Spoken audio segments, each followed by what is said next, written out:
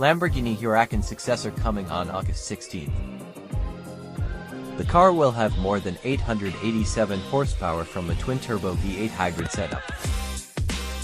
Finally, the Huracan Successor has a debut date.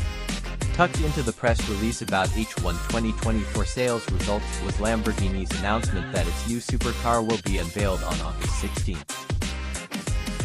Reportedly called the Temerario, the third plug-in hybrid from Sant'Agata Bolognese will make its debut at Monterey Car Week.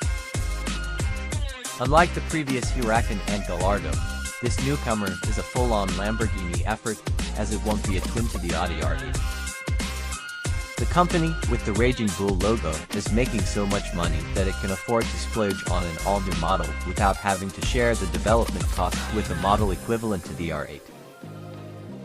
Audi, which technically owns Lamborghini, has no intention of launching a new one, at least not with a combustion engine. Ahead of the official launch of the new Lamborghini, we've learned that it will lose its sweet-sounding, melodious V10 engine. Instead, Lamborghini will use a twin-turbo V8 engine with 789 horsepower. Despite using forced induction, the 4.0-liter engine with 538 pound-feet of torque will rev to 10,000 revolutions per minute. This flat-plane V8 engine is derived from the SC63 LMDH prototype, replacing a slightly smaller 3.8-liter engine and working with a different hybrid system. But wait, there's more. Because it's a hybrid, the combined output will be higher. Nestled between the combustion engine and the transversely mounted 8-speed dual-clutch transmission source from the Revuelto is an electric motor that produces 147 horsepower and 221 pounds-ft.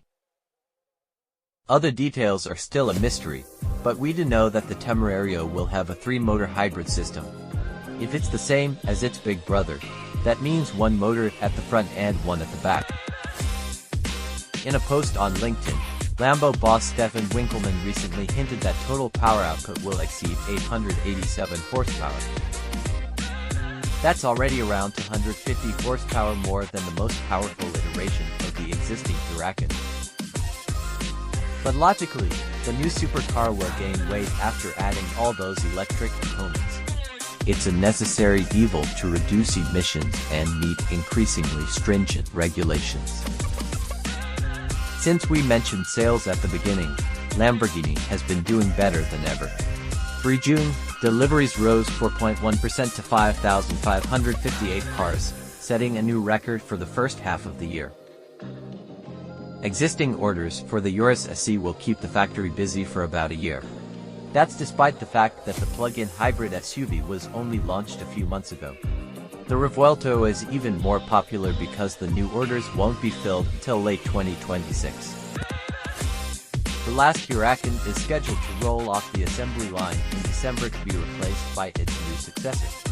Its sister car, the Audi R8, was discontinued in March.